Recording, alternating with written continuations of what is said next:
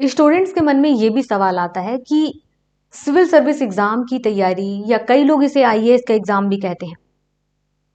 तो सवाल ये आता है कि आईएएस एग्जाम की तैयारी में कितना समय लगता है। 1 साल, 2 साल, 3 साल, कितना समय लगता है? कई सारे लोगों को कंफ्यूजन होता है और कई अलग अलग राय सुनने को भी मिलता है। तो देखिए, यूपीएससी सिविल सर्विस एग्जाम, जिसे लोग आईएएस के एग्जाम के नाम से जानते हैं,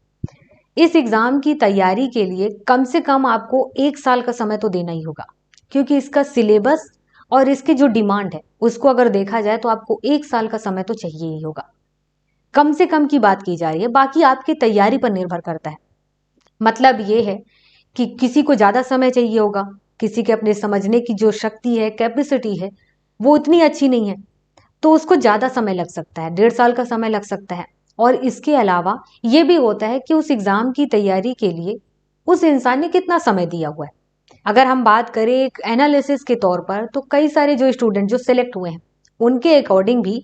1 साल का तो समय चाहिए ही होता है। अगर आपने बहुत कड़ी मेहनत की है तो 1 साल का समय फिर भी आपको चाहिए होगा, किताबों को पढ़ने के लिए, समझने के लिए, आंसर राइटिंग के लिए, फिर उसके अलावा मॉक टेस्ट के लिए, प्रीवियस ईयर के क्वेश्चन पेपर देखने के लिए, पूरे सिलेबस को लगभग कंप्लीट करने के लिए आपको 1 साल का समय चाहिए ही होगा।